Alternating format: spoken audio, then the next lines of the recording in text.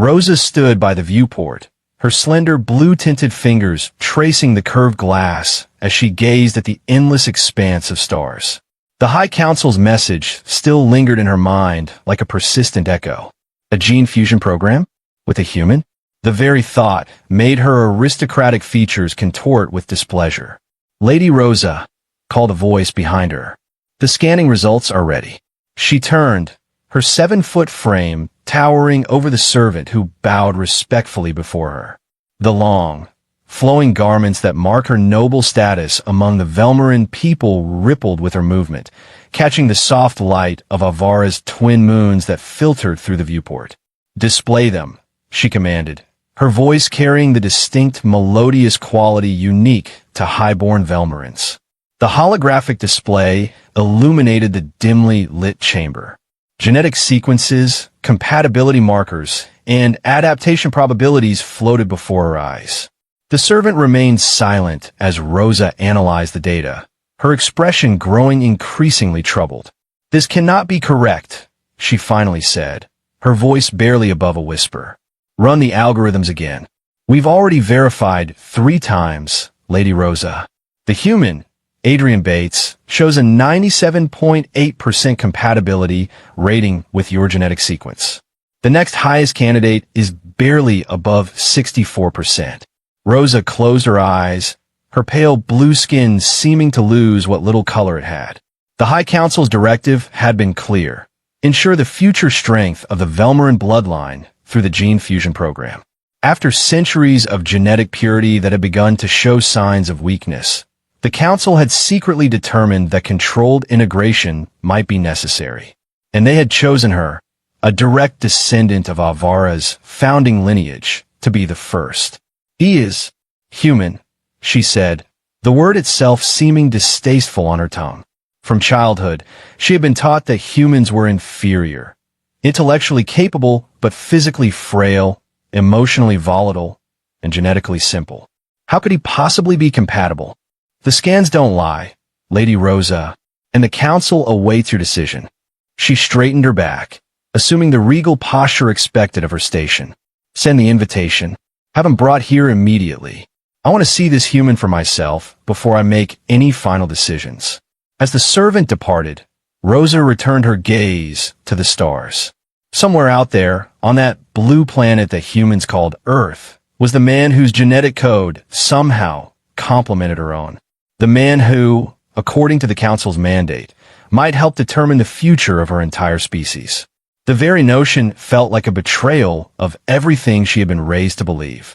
Yet the data was undeniable, and the High Council's authority was absolute. Adrian Bates stared at the official-looking message on his tablet for the 3rd time, still not entirely convinced it wasn't an elaborate prank from his colleagues at the Interplanetary Research Center. An immediate transfer to Avara? For an unspecified research position, he muttered to himself, running a hand through his dark hair. The message bore all the proper authorization codes and came through secure channels, but its urgency and vagueness left him suspicious. At 32, Adrian had built a respectable reputation in xenobiological adaptation science, specifically helping Earth plants thrive in alien environments. It wasn't the most glamorous field, but it was steady work that occasionally allowed him to travel off-world. But Avara? The notoriously secretive and isolationist Velmarin homeworld rarely permitted human visitors, and never without extensive vetting and preparation. His lab director had confirmed the message was legitimate, but claimed to know nothing about its origin or purpose. "Whatever it is, Bates, it came from high up. Really high up. I'd pack my bags if I were you." Now, just 12 hours after receiving the message, he found himself aboard a sleek Velmarin transport vessel, watching Earth shrink to a distant blue dot through a small window. The ship's interior was minimalist but elegant, designed for beings significantly taller than himself. The few Velmarin crew members he'd encountered had been coldly efficient, answering his questions with terse responses that revealed nothing. "We will reach Avara in approximately 6 hours," announced the ship's communication system.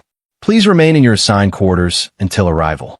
Adrian sighed and stretched out on the oversized sleeping platform. Whatever awaited him on Avara, He had the distinct feeling his life was about to change dramatically. The landing was smooth, but Adrian's stomach was anything but as he stepped onto Avaran soil for the first time. The gravity was similar to Earth's, though slightly lighter, giving him an unusual sense of buoyancy with each step. A welcoming committee, if one could call it that, awaited him for tall, blue-skinned Velmarin. Guards in ceremonial armor flanking a slender figure in elaborate robes. Adrian Bates, called the robed figure, a male with ornate facial markings that Adrian recognized as denoting some kind of administrative rank. You will follow us immediately. Lady Rosa awaits. Lady Rosa? Adrian asked, struggling to keep pace with their long strides. I was told this was a research position. Who is Lady Rosa? The administrator gave him a look that might have been amusement or disdain. Adrian couldn't be sure. Lady Rosa is a high noble of the third house of Avara, direct descendant of the founding lineage, and your new supervisor. That is all you need to know for now. They led him through corridors of sweeping architecture, where ceilings soared to accommodate Velmarin height and windows captured the ethereal beauty of Avara's landscape. Crystalline structures intermixed with organic-looking buildings, all bathed in the lilac light of the planet's peculiar atmosphere. Finally, they arrived at what appeared to be a private chamber. The doors slid open silently, and Adrian was ushered inside alone. The room was circular, with a high-domed ceiling and a central platform surrounded by softly glowing light panels. Standing on the platform, gazing down at him with an expression of barely concealed distaste, was the most imposing woman Adrian had ever seen. She stood at least 7 feet tall, with the characteristic blue-tinted skin of the Velmarin people, though hers seemed to shimmer with a subtle iridescence he hadn't noticed in the others. Her features were sharp and perfectly symmetrical, framed by silver-white hair that fell in intricate braids past her shoulders. The garments she wore spoke of status and power, layers of shimmering fabric in deep blues and purples, adorned with what appeared to be ceremonial symbols in metallic thread. But it was her eyes that captured Adrian's attention, large, almond-shaped, and a startling shade of silvery gray that seemed to see right through him. Those eyes were currently narrowed in what could only be described as disappointed scrutiny. "So," she said, her voice carrying that musical quality all Velmarins possessed, though hers had an edge of authority that made Adrian stand straighter. "You are the human." Adrian bristled slightly at being addressed as the human, but maintained his composure. "Adrian Bates," he corrected politely, "xenobiological adaptation specialist from Earth.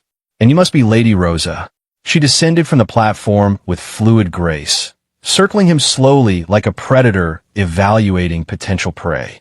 "You are smaller than I expected," she observed, not bothering to hide her dismay. "And you're exactly as tall as I expected," Adrian retorted before he could stop himself. "Velmarin height is well documented in our databases." A flash of something, surprise, perhaps, crossed her features before the mask of cold dignity returned. "Do you know why you're here, Adrian Bates?" "I was told there was a research position." "A partial truth," she interrupted. "You are here to be tested." Adrian felt a chill run down his spine. "Tested? For what?" Rosa stopped her circling, standing directly before him, looking down with that same mixture of disdain and, was that apprehension in her eyes? "For compatibility," she stated simply. "The testing begins now." The testing chamber resembled a medical facility, albeit one designed for beings significantly larger than Adrian. Velmarin scientists moved about with silent efficiency, preparing equipment, while Rosa watched from a slightly elevated observation area.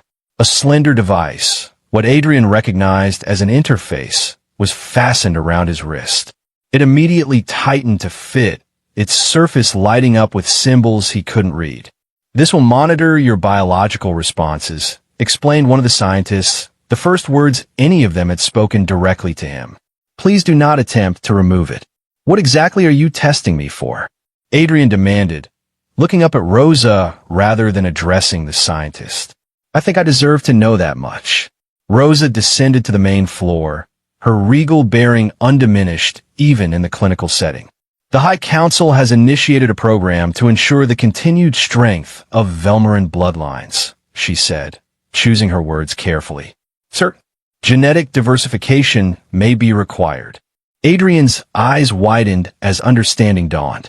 Wait, are you saying? I am saying, she cut him off sharply, that your genetic profile showed unusual compatibility markers with my own.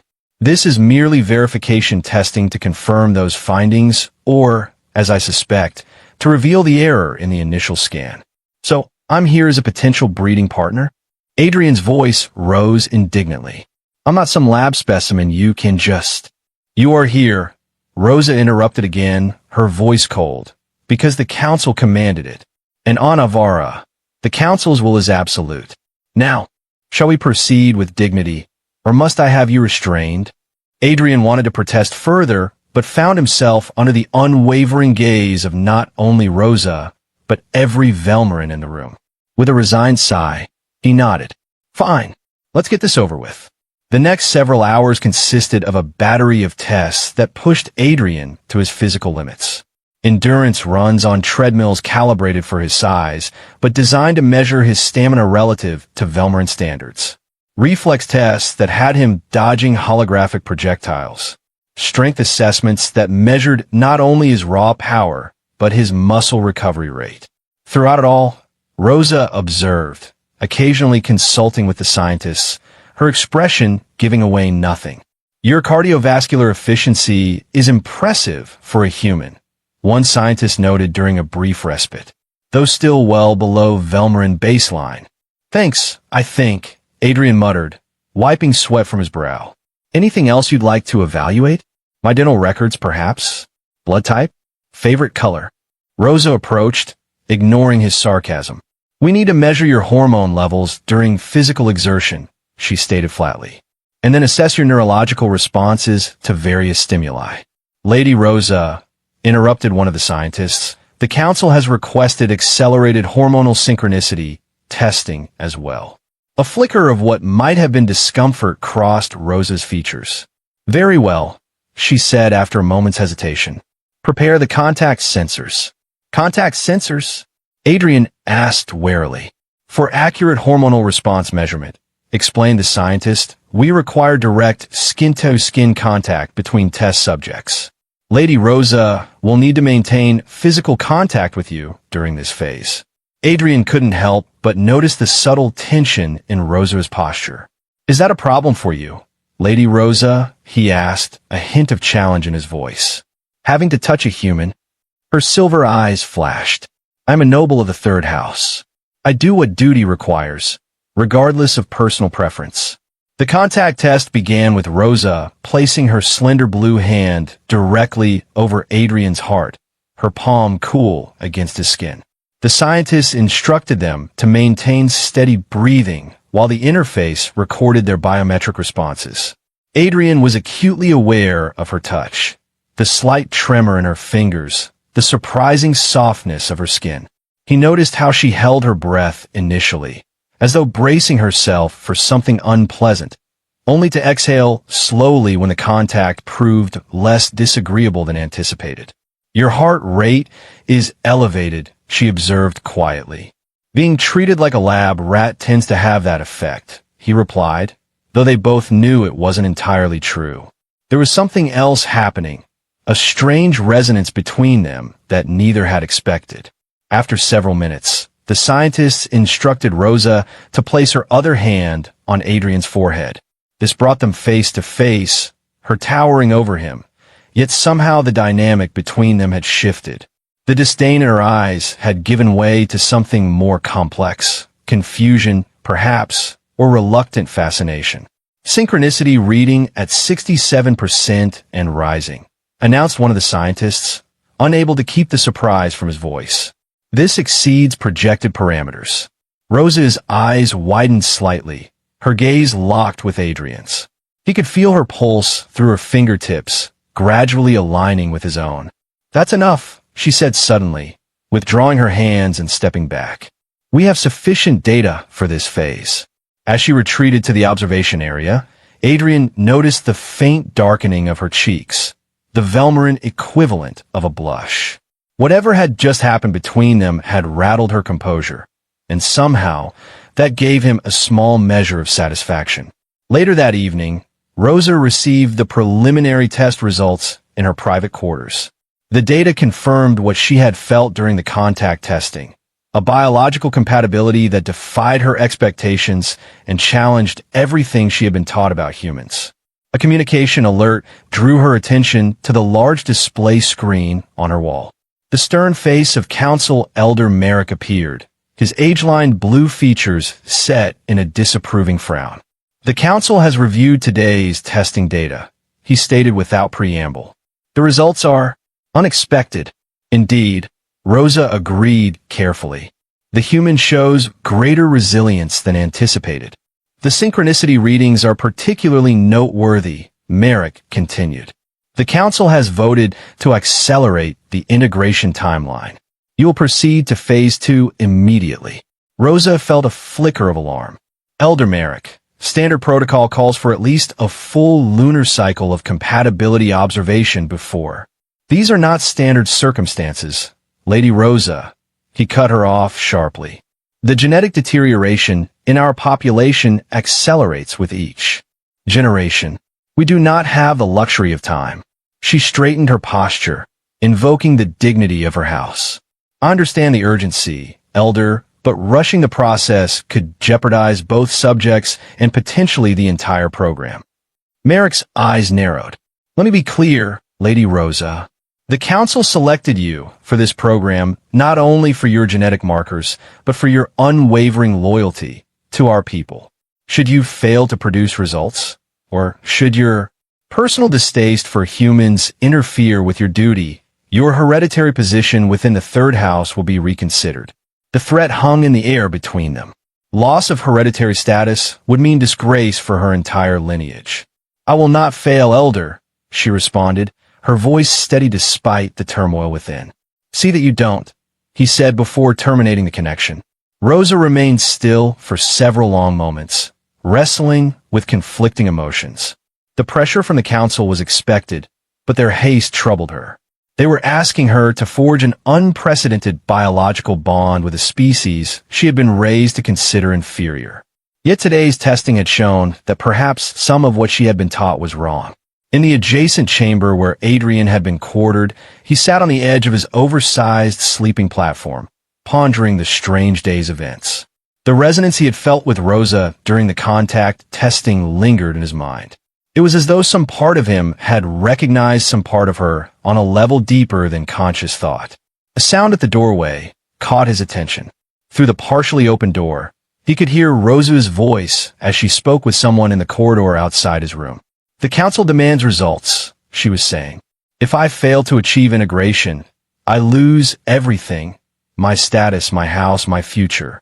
Adrian moved closer to the door, straining to hear the response. Perhaps, came another voice, it would be best to abandon this experiment. There are other candidates among our own kind who would gladly stand for you before the Council. The genetic markers don't lie, Rosa replied, her voice tight with tension. And the Council's decision is final. I must succeed with the human, or face disgrace. As their footsteps retreated down the corridor, Adrian leaned against the wall, his mind racing. He was facing a choice he'd never anticipated. Help Rosa succeed in whatever this integration entailed, potentially altering his own biology in the process, or refuse and return to Earth, leaving her to face the consequences of failure. The arrival of Darwin changed everything. Adrian was midway through another round of physical testing when the doors to the laboratory slid open, admitting a Velmarin male whose presence immediately commanded attention. Standing even taller than Rosa, with broad shoulders and the confident bearing of someone accustomed to deference, he surveyed the room with obvious disdain. So this is the human specimen, he said, his voice deep and resonant. I expected something more. Impressive. Rosa had been observing from her usual position, but quickly moved to intercept the newcomer. Darwin, your presence was not requested, nor is it welcome during official testing procedures. Adrian watched their interaction closely. The tension between them was palpable, though the nature of it wasn't immediately clear. The council sent me, Darvin replied, his tone suggesting he took pleasure in this fact. As your alternative option. His gaze shifted to Adrian. In case this experiment with lesser species proves as futile as many of us believe it will. Understanding dawned on Adrian. This Darvin was his Velmarin counterpart, the proper choice for whatever genetic program Rosa had been drafted into. Your genetic compatibility with Lady Rosa is significantly lower than mine, Adrian said, surprising himself with his boldness. I've seen the data. Darvin's expression darkened. Numbers on a screen mean nothing compared to the purity of Velmarin bloodlines. Our ancestors didn't preserve our genetic excellence for thousands of years only to dilute it with human traits. Enough, Rosa commanded. Darvin, state your purpose or leave. A cold smile spread across Darvin's face. The council has ordered an arena trial, he announced, to properly evaluate the human's worthiness as a potential integration partner. Rosa's composure slipped momentarily. That's archaic. Arena trials haven't been used for selection in over 3 generations. Yet the council has reinstated the practice for this unique situation, Darvin countered smoothly. Tomorrow at midday, in the central arena, the human will face me in honorable combat. No fatal strikes permitted, but unconsciousness or surrender will constitute defeat. Adrian looked between them in disbelief. You expect me to fight him? He's nearly twice my size. Are you refusing the challenge? Darvin asked, his tone making it clear what he thought of such cowardice. Before Adrian could respond, Rosa stepped forward. He accepts, she stated firmly, and I will personally oversee his preparation. As Darvin departed with a satisfied smirk, Adrian rounded on Rosa. You had no right to accept on my behalf. You don't understand our ways, she said, lowering her voice. Refusing an arena challenge is tantamount to admitting inferiority. The council would immediately terminate your involvement in the program. Maybe that would be for the best. I never asked to be part of any of this. Rosa's silver eyes held his with unexpected intensity. Neither did I, Adrian Bates. Yet here we stand, both caught in Judy's not of our choosing. She hesitated, then added more softly, the synchronicity we achieved yesterday. It was unprecedented between our species. There is something happening between us that science cannot fully explain, and I need to understand it. Adrian felt the fight drain out of him in the face of her rare vulnerability. Fine, he sighed, but you're going to tell me exactly what I'm getting into with this arena trial, and what this integration really means. The central arena of Avara was an architectural marvel, a perfect circular space with rising tiers of seating surrounding a central platform. The platform itself was made of a material that seemed to shift subtly beneath one's feet, adapting to provide optimal stability for the combatants. Adrian stood at the entrance to the arena, wearing lightweight protective garments Rosa had provided. They wouldn't stop a direct blow, but might prevent minor injuries. Small comfort considering what awaited him. Remember what we discussed, Rosa said beside him, her voice low and urgent. Darvin relies on his superior reach and strength. He'll expect you to be defensive, to retreat. Use that against him. Adrian nodded, his mouth too dry for words. The stands were filling with Velmarin spectators, mostly members of the High Council and representatives from the noble houses, come to witness this unusual spectacle. The weight of their collective gaze pressed down on him like a physical force. One more thing, Rosa added, and then hesitated. Adrian looked up to find her studying him with an expression he couldn't quite decipher. Finally, she said, I believe you can win this, Adrian Bates. Not because you're stronger or faster, but because you have something Darvin lacks. And what's that? He asked. A ghost of a smile touched her lips. Adaptability. The very quality my people need most right now. With those words, she left him to take her place in the observers section, leaving Adrian to walk alone onto the arena floor. Darvin already awaited him at the center, his tall frame accentuated by traditional combat attire that left his arms bare, showcasing his impressive musculature. As Adrian approached, the noise from the spectators dimmed to an expectant hush. An elder Velmern approached, carrying a ceremonial staff. "The rules are simple," he announced. "Combat continues until one participant surrenders or loses consciousness. No fatal strikes are permitted. No weapons beyond those the body provides naturally." He looked between them. "Are these terms understood and accepted?" Both Darvin and Adrian nodded. "Then let combat commence."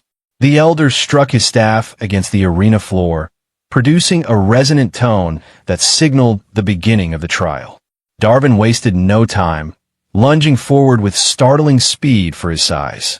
Adrian barely dodged the first strike, feeling the air displacement as Darvin's fist passed inches from his face. He retreated quickly, establishing distance as Rosa had advised against. "Running already, human?" Darvin taunted, circling slowly. "This will be even easier than I anticipated." Adrian said nothing, conserving his breath and studying his opponent's movements. Darvin was fast but predictable, each strike telegraphed by a slight tensing of his shoulders. After dodging several more attacks, Adrian began to understand the rhythm of Darvin's fighting style. The next time Darvin lunged, instead of retreating, Adrian stepped into the attack, ducking under Darvin's extended arm and delivering a sharp blow to his midsection. The strike hardly seemed to faze the Velmarin, but the surprise was evident in his expression. "Lucky move," Darvin growled, renewing his assault with increased intensity. Adrian kept mobile, using his smaller size to his advantage, weaving around Darvin's powerful but increasingly frustrated attacks. He landed several more strikes. Nothing that could seriously damage his opponent, but enough to demonstrate that this wouldn't be the easy victory Darvin had expected. The crowd's initial disdain had given way to murmurs of surprise and even occasional appreciation for Adrian's unexpected resilience. From her observation position, Rosa watched with carefully concealed hope, her fingers gripping the railing before her. But Adrian's strategy of evasion couldn't last forever. Eventually, Darvin anticipated one of his movements, catching Adrian with a sweeping kick that sent him sprawling onto the arena floor. Pain shot through his side as he scrambled to regain his footing, but Darvin was already upon him. A powerful blow caught Adrian in the chest, driving the air from his lungs and sending him skidding backward across the arena surface. He gasped for breath, fighting the blackness that threatened to engulf his vision. Distantly, he heard murmurs from the crowd, sensing their expectation that the fight was over. Darvin approached slowly, savoring his apparent victory. "It seems humans lack endurance as well as strength," he called loudly enough for the observers to hear. "A poor choice for genetic integration, wouldn't you agree?" Adrian's gaze found Rosa among the observers. Her face was a mask of practiced neutrality, but her eyes, those distinctive silver eyes, betrayed her concern. In that moment, something shifted within him. This wasn't just about his pride or even his freedom anymore. It was about her future, about challenging the rigid system that would discard her for failing at a task she never asked to undertake. With renewed determination, Adrian pushed himself upright, ignoring the pain that racked his body. "I'm not finished yet," he said, his voice steady despite his labored breathing. Surprise flickered across Darvin's features before being replaced by annoyance. "You're only prolonging the inevitable," he said, advancing again. But Adrian had been watching, learning. As Darvin attacked, Adrian didn't try to match his opponent's strength. Instead, he used Darvin's momentum against him, executing a precise defensive maneuver that sent the larger fighter off balance.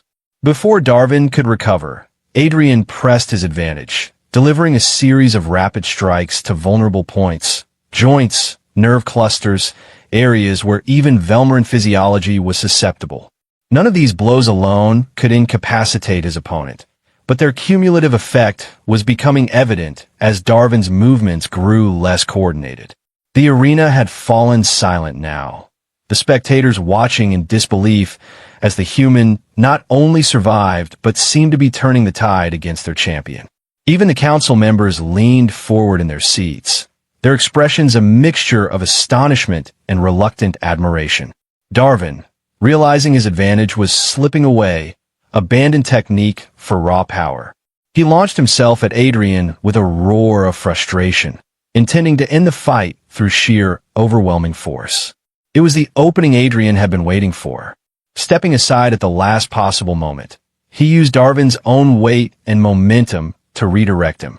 The Velmarin crashed heavily to the arena floor, momentarily stunned by the impact. Before Darvin could recover, Adrian was on him, applying pressure to specific points on his opponent's neck and shoulder, a technique he'd learned during his brief preparation with Rosa, one that exploited a quirk of Velmarin physiology. Darvin struggled briefly before his limbs went slack, his consciousness fading. Adrian released him immediately, stepping back and raising his hands to signal he would not strike his defenseless opponent. The arena remained silent for several heartbeats, the spectators seemingly unable to process what they had just witnessed. Then, a single voice broke the silence. "The trial is concluded," announced Rosa, rising from her seat. All eyes turned to her as she continued, her voice carrying clearly across the arena.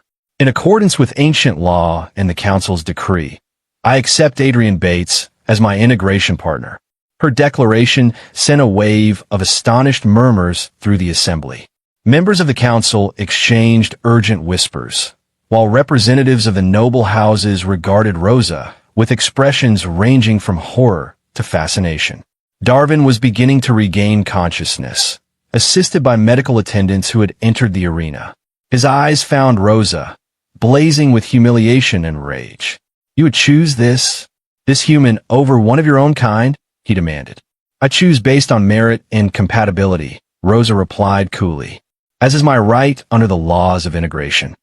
One of the council elders stood, his aged face severe. "Lady Rosa, this decision cannot be made lightly. To proceed with integration using a non-Velmarin subject goes against centuries of tradition. The consequences of genetic stagnation are far graver," Rosa interrupted, a bold move that sent another ripple of shock through the assembly. "The data is clear. The compatibility readings are unprecedented. I have made my choice in accordance with the Council's own directive to ensure the future strength of our bloodlines." The elder's expression darkened. "This matter will require further deliberation. The Council will convene immediately."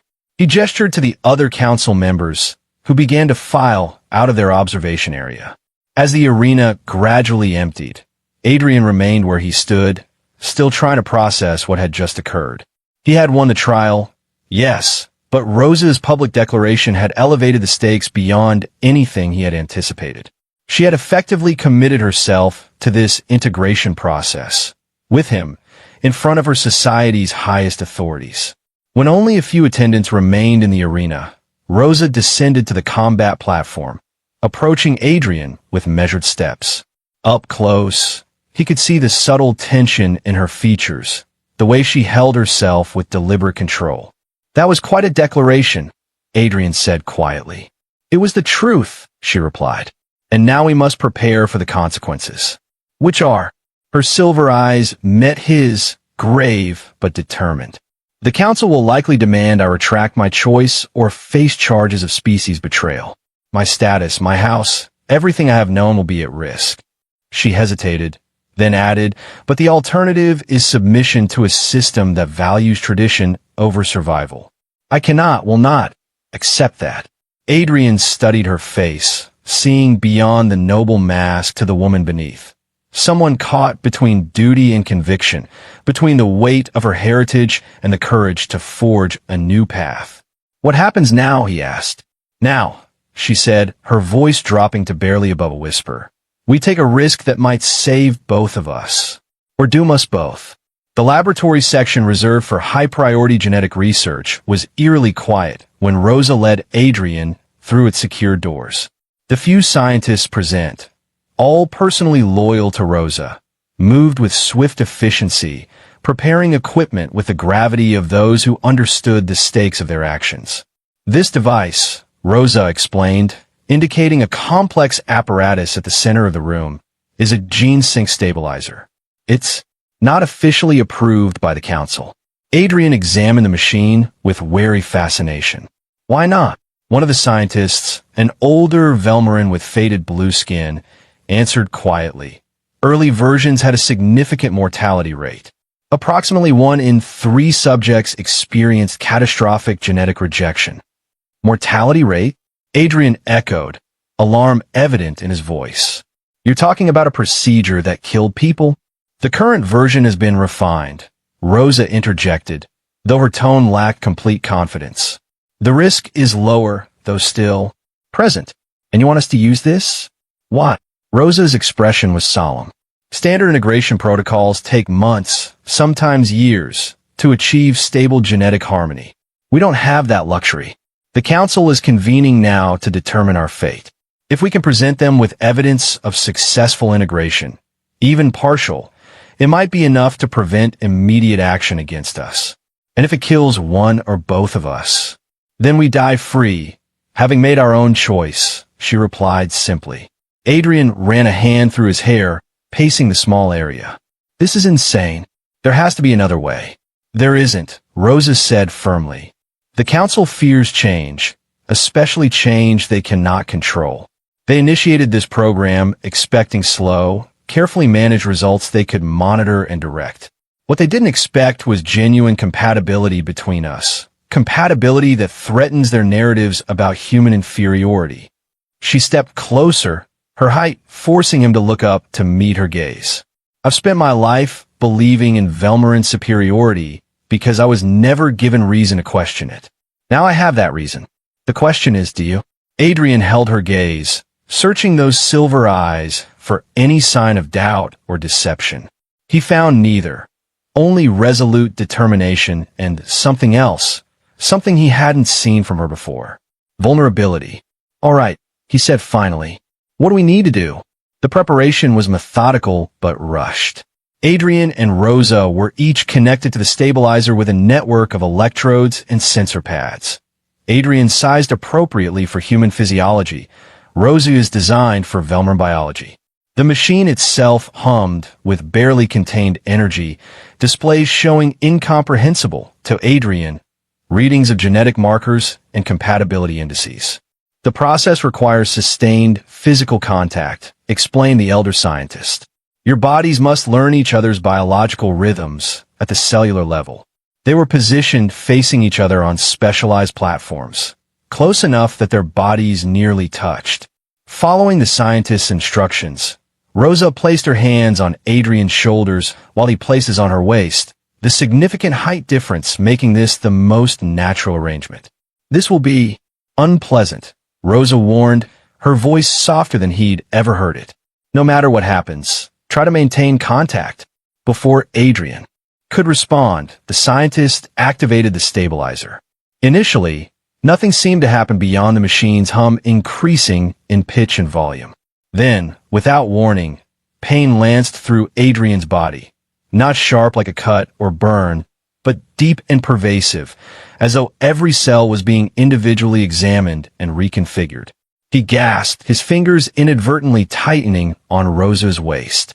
Through eyes blurred with pain, he saw that she was experiencing the same agony, her blue skin paling and her breath coming in short, controlled bursts. Neural pathways aligning, announced one of the scientists, voice deliberately clinical. First stage resonance establishing. The pain intensified, drawing an involuntary groan from Adrian. His legs threatened to buckle, but Rosia's grip on his shoulders tightened, supporting him even as she fought her own battle with the stabilizer's effects. Stay with me, she whispered, her voice strained. Our bodies are fighting the process. We must overcome the resistance. Adrian focused on her voice, on the points where their bodies connected. Gradually, something strange began to happen. Beneath the pain, he began to sense something else, a rhythm not his own, a heartbeat that echoed alongside his. Rosa's presence was suddenly more than physical. He could feel her at some fundamental level, as though their nervous systems were slowly intertwining. Second stage resonance achieved, called the scientist, a note of surprise in his voice. Proceeding to cellular harmonization. The pain shifted, becoming less sharp but more profound. Adrian's vision blurred, then clarified in an odd way.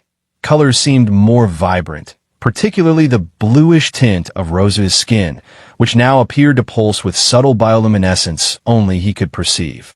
"I can feel you," Rosa whispered, her silver eyes wide with wonder despite the strain evident in her features. "Your thoughts, your fears, they're echoing within me."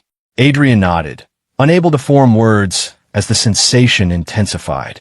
It wasn't telepathy, not exactly, but a deeper awareness, emotional resonance amplified through whatever connection the stabilizer was forcing between them. He sensed her pride, her fear of failure, her lifelong struggle to meet the expectations placed upon her by birth and station. And beneath it all, a surprising loneliness that mirrored his own. Suddenly, Rosa's body went rigid. Her eyes rolled back, and a violent tremor ran through her frame. The monitors connected to her began emitting urgent alerts, their displays flashing red warnings. "Genetic rejection cascade initiating," announced one of the scientists, alarm breaking through his professional detachment. "Her system is fighting the integration." Adrian watched in horror as Rosa began to collapse, her hands slipping from his shoulders. Instinctively, he tightened his grip on her waist, pulling her closer to maintain the necessary contact. "Shut it down," he demanded, looking desperately toward the scientists. The elder scientist shook his head grimly. Terminating mid-process could cause permanent neural damage to both subjects. "We must complete the cycle or allow it to fail naturally." "She's dying," Adrian protested. "The choice is hers," replied the scientist, nodding toward Rosa. Through her pain, Rosa's eyes found Adrian's. One trembling blue hand reached up to grasp his, pressing it more firmly against her side. "Continue," she managed to whisper. "I would rather risk death than surrender." Adrian understood then what this truly meant to her. Not just her status or position, but her very identity, her belief in self-determination despite the rigid structures that had defined her life. In that moment of clarity, he made his own choice, embracing not just her physical form, but the connection forming between them. "Focus on me," he told her, pressing his forehead against hers despite the height difference. "Find my rhythm and hold on to it. We'll synchronize together." The moments that followed seemed to stretch into eternity. Adrian poured everything he had into maintaining the connection, into willing his own biological systems to accommodate hers. He felt as though he was reaching across some vast metaphysical divide, searching for her consciousness as it threatened to slip away. Then, like distant thunder gradually drawing closer, he sensed her presence strengthening once more. The violent tremors subsided, replaced by a steadier vibration that resonated between them. The warning alerts on the monitors faded, replaced by steadier readings. "Extraordinary," breathed the elder scientist. "They're achieving harmonic resonance. Integration pathways stabilizing." The pain began to recede, replaced by an odd tingling sensation that spread from each point of contact between their bodies. Adrian became aware of subtle changes within himself. Heightened sensory perception, increased awareness of his own biological processes, and most remarkably, a persistent awareness of Rosa's presence even when he closed his eyes. "Final phase initiating," announced a scientist. "Cellular memory imprinting." This phase brought no pain, only a strange sensation of fullness, as though Adrian's consciousness had expanded to accommodate new information. Fragments of Rosa's memories flickered through his mind. Her childhood on Avara, rigorous education in Velmarin traditions, the weight of expectation that had been her constant companion. He understood now why this rebellion against the council meant so much to her. It was perhaps the first truly autonomous choice she had ever made. When a stabilizer finally powered down, they remained connected, unwilling to break the physical contact that now felt as natural as breathing. Around them, the scientists moved with quiet efficiency, disconnecting electrodes and reviewing data with expressions of amazement. "It worked," said the elder scientist, his voice hushed with awe. "Partial integration achieved with 89% stability. The genetic markers are aligning precisely as theorized." Rosa slowly straightened, her silver eyes studying Adrian with new awareness. "You saved me," she said simply. "We saved each other," he corrected, still feeling the echo of her presence within him. "What happens now?" Before she could answer, alarms blared throughout the laboratory. Security screens activated, showing armored Velmarin guards approaching through the corridor outside. "The Council knows," Rosa stated, her voice regaining its regal authority despite her obvious exhaustion. "They've discovered our unauthorized use of the stabilizer." The elder scientist approached urgently. "Lady Rosa, the integration data has been recorded and encrypted. Whatever happens next, we have proof of success." Rosa nodded grimly, straightening her garments and assuming the posture of nobility even as fatigue lined her features. "Adrian Bates," she said formally, "are you prepared to stand with me before the Council? The consequences may be severe." Adrian found himself standing taller, drawing on a new well of strength that felt somehow connected to her own. "I'm with you," he replied without hesitation. "Whatever comes next." As the laboratory doors slid open to admit the Council's security forces, Rosa and Adrian faced them side by side, their newly formed bond humming between them like an unspoken promise. The Great Hall of Avara was an imposing structure, vast in scale even by Velmarin standards, with soaring crystalline arches that caught and refracted the planet's unique light in patterns that danced across the polished floor. At the far end, arranged in a semicircle on an elevated platform, sat the 13 members of the High Council, their aged faces carved with disapproval. Rosa and Adrian stood at the center of the hall, surrounded by guards, but holding themselves with dignity despite their exhaustion from the integration attempt. The spectator areas along the sides were filled with representatives from noble houses and scientific institutions, their murmured conversations creating a constant undercurrent of sound. Elder Merrick, occupying the central position among the council members, struck a ceremonial staff against the floor 3 times, bringing immediate silence to the hall. "Lady Rosa of the Third House," he intoned, his voice carrying effortlessly in the acoustically perfect space. "You stand accused of grave transgressions against Velmarin law and tradition. Unauthorized use of restricted technology. Willful corruption of genetic protocols. And most seriously, deliberate contamination of noble bloodlines through unsanctioned integration with a non-Velmarin subject." Darvin stepped forward from among the spectators, his tall frame still bearing faint marks from the arena trial.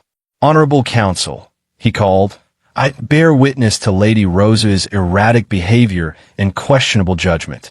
She has clearly been influenced by prolonged exposure to the human, demonstrating the very reason our ancestors established the purity protocols." Murmurs of agreement rippled through sections of the audience, particularly from the older noble representatives. Rosa stepped forward, her voice clear and unwavering. "I stand before you having fulfilled the duty assigned to me by this very council. You tasked me with ensuring the future strength of Velmarin bloodlines through the gene fusion program.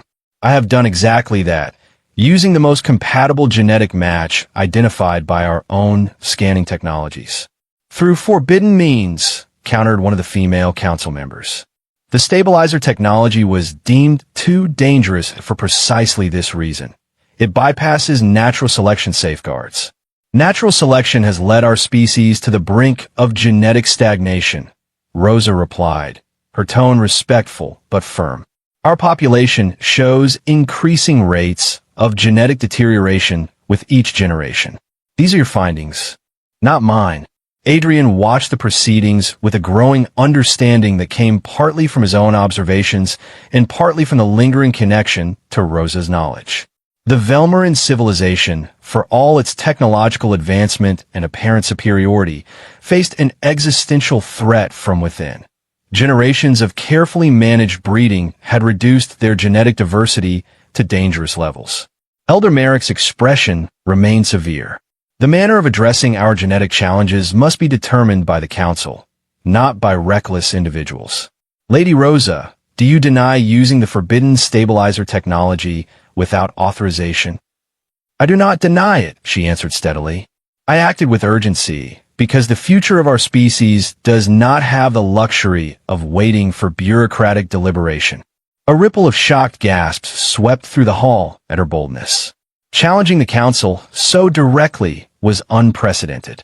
Furthermore, Rosa continued, gesturing to one of her loyal scientists who had been permitted to attend, I present evidence of successful integration between Velmarin and human genetic structures, with stability far exceeding theoretical projections.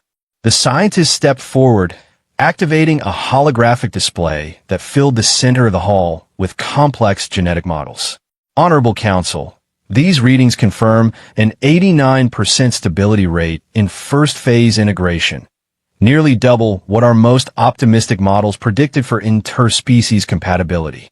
The human subject's genetic adaptability appears to complement our own rigid structures in ways we never anticipated. Adrian decided it was time to add his own voice. Members of the council, he said, his tone respectful but confident, I came to Avara without understanding what was being asked of me. I could have refused to participate once I learned the truth. Instead, I chose to embrace this opportunity, not to diminish Velmarin heritage, but to help preserve it. He felt Rose's subtle approval through their connection as he continued. On Earth, we have a biological principle called hybrid vigor.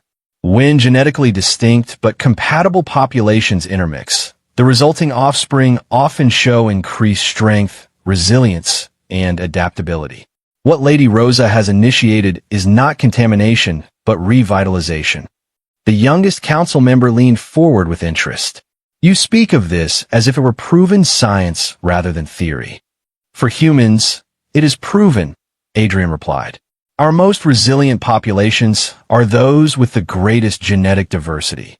Darwin stepped forward again, his face contorted with disdain. We are not humans. Our genetic superiority was achieved through millennia of careful selection, not random interbreeding with lesser species. His outburst triggered divisions in the audience, some nodding in fervent agreement, others shaking their heads in disagreement. The council chamber erupted into competing voices until Elder Merrick struck his staff again, restoring order. The council will deliberate, he announced. Lady Rosa and the human will be escorted to a waiting chamber. As they were led from the great hall, Adrian could sense Rosa's tension despite her outward composure. Through their newly established connection, he felt her uncertainty and fear, not for herself, but for the consequences her actions might have for her house and lineage. They're divided, he said quietly once they were alone in the waiting chamber. More of them are considering your evidence than you might think. Rosa paced the small space, her long fingers interlaced behind her back.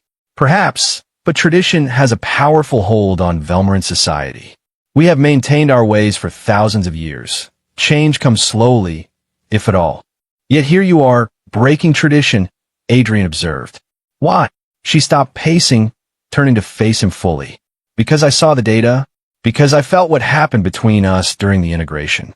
Because she hesitated, then continued with rare vulnerability. Because for the first time in my life, I made a choice based on evidence and conviction rather than obligation and tradition. Adrian stepped closer, drawn by the authenticity of her confession. For what it's worth, I think you're incredibly brave. A faint smile touched her lips, the most genuine expression he'd seen from her. Brave or foolish. The distinction often depends on whether one succeeds or fails. Their moment of connection was interrupted by the chamber doors sliding open. Instead of guards, however, a single figure entered. An ancient Velmarin whose blue skin had faded almost to white with extreme age. Though physically frail, the being carried an unmistakable aura of authority that made both Adrian and Rosa straighten instinctively. Elder Vel, Rosa whispered, inclining her head in deep respect. Adrian recognized the name immediately through his connection with Rosa. Elder Vel was the chief geneticist of Avara, a figure of almost mythic significance who rarely appeared in public anymore. That he would come personally to speak with them suggested the extraordinary nature of their situation. Lady Rosa, Elder Vel acknowledged, his voice surprisingly strong despite his apparent age. and Adrian Bates of Earth. Your integration has created quite the stir among my colleagues. Elder, Rosa began, I take full responsibility for... He raised a hand, silencing her gently. Responsibility is precisely what I wish to discuss. His pale silver eyes, similar to Rosa's but clouded slightly with age, studied them both with penetrating intelligence. The council debates not merely your individual fates, but the future direction of our entire species. Elder Vel moved to a viewing port that overlooked the cityscape of Avara. I have spent centuries studying our genetic heritage. I have watched as each generation showed subtle signs of diminishment, decreased adaptability, reduced immune response, lengthening gestation periods. The evidence has been clear for decades, yet our society refused to acknowledge the implications. He turned back to face them. What you have done, Lady Rosa, however reckless in execution, may represent the only viable path forward for our people. Hope flickered across Rosa's features. Then you will support our case before the council? I already have, Elder Vel replied. But the decision remains balanced between progress and tradition. The council fears not merely the genetic implications, but the societal ones. If integration with humans proves beneficial, centuries of Velmarin exceptionalism are called into question. Adrian understood the crux of the issue now. It's not just about biology. It's about identity. Elder Vel nodded approvingly. Precisely. Which is why the final decision will not rest solely on scientific data, but on a more fundamental question. What kind of future do we choose for Avara? A chime sounded, indicating they were being summoned back to the Great Hall. As they prepared to return, Elder Vel placed a hand on each of their shoulders, a surprisingly intimate gesture from one of his status. Whatever the council decides, he said quietly, know that you have already changed the course of our history. The only question remaining is whether Velmarin society will embrace that change or resist it to our detriment. When they re-entered the Great Hall, the atmosphere had shifted subtly. The audience seemed more subdued, the council members' expressions more thoughtful. Elder Vel took his place among them, a position that had apparently remained vacant during the earlier proceedings. Elder Merrick rose, his face solemn.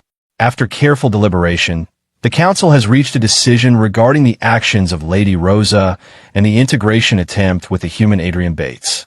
The hall fell utterly silent as he continued. The unauthorized use of restricted technology cannot be overlooked. Such violations threaten the very fabric of our structured society. He paused, letting his words settle.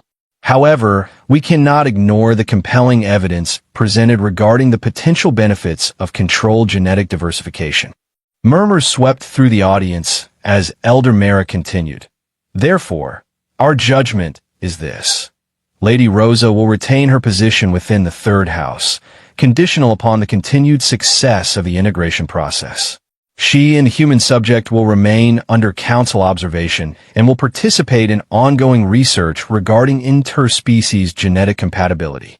Rosia's posture relaxed slightly, the first outward sign of the relief that Adrian could feel flooding through their connection. Furthermore, Elder Merrick added, while no formal charges will be brought regarding the use of the stabilizer, all further integration procedures must be conducted under direct council supervision, following approved protocols. It was a compromise, neither full vindication nor punishment. The council was essentially adopting Rosa's initiative while asserting control over its implementation. Adrian sensed through their connection that Rosa understood this political maneuvering perfectly. Does the council wish to make any further statement before this session is concluded? Elder Merrick asked, looking to his colleagues. Elder Vel rose slowly from his seat, commanding immediate attention. I would speak, he announced, his aged voice carrying surprising strength. Not as a council member, but as the chief geneticist of Avara. He stepped forward to address not just the council, but the entire assembly. The decision before us today is not merely about one noble's actions or one human's contribution. It is about the direction of our evolution. For millennia, we Velmarins have prided ourselves on our purity, our careful genetic management. Yet in our quest for perfection, we have engineered ourselves into a corner. His gaze swept across the hall. What Lady Rosa and Adrian Bates have demonstrated is not corruption, but adaptation, the very quality our ancestors celebrated when they first evolved on this world. The question is not whether we should permit such integration, but whether we have the wisdom to recognize when our cherished traditions have become obstacles to our survival. A profound silence followed his words.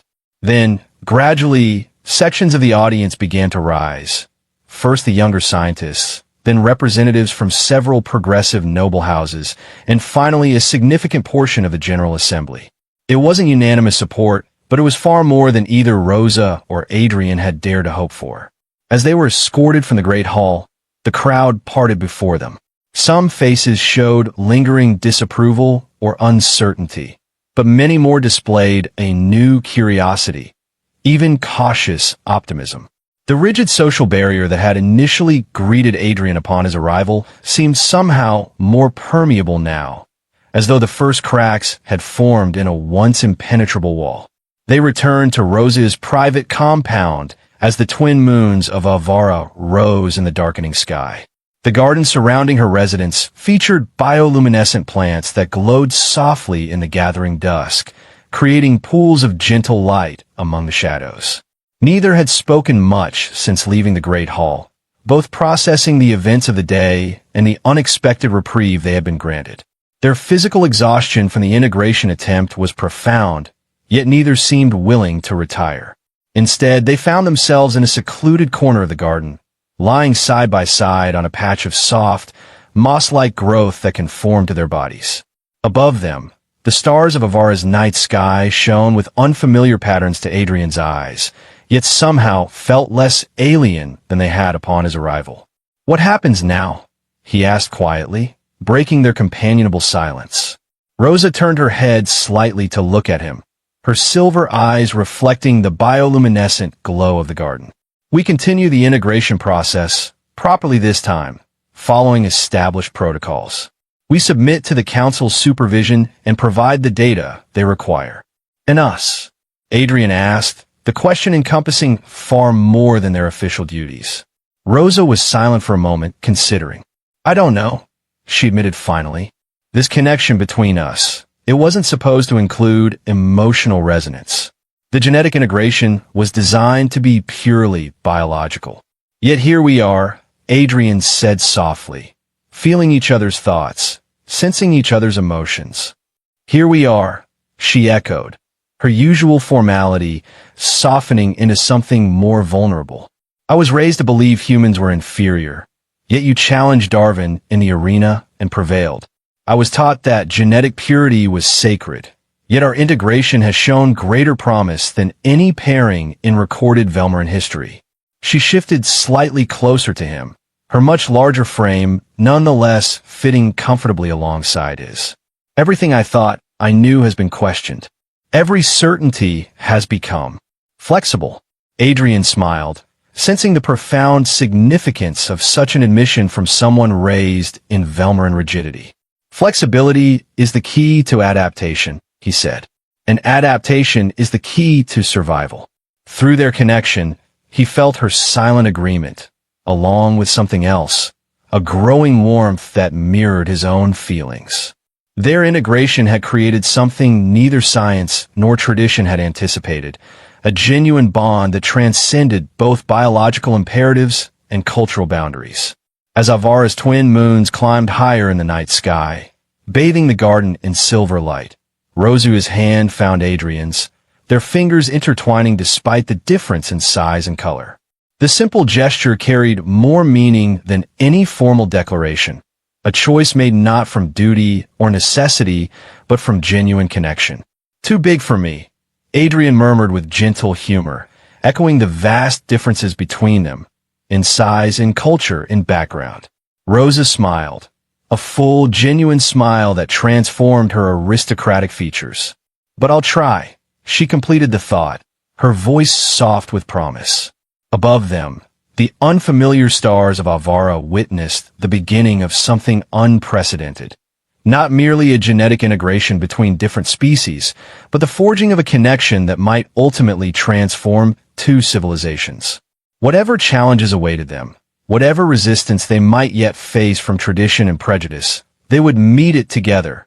Two beings from different worlds who had found in each other something neither had known they were seeking. In a quiet garden, under alien stars, they began to imagine the future they might create.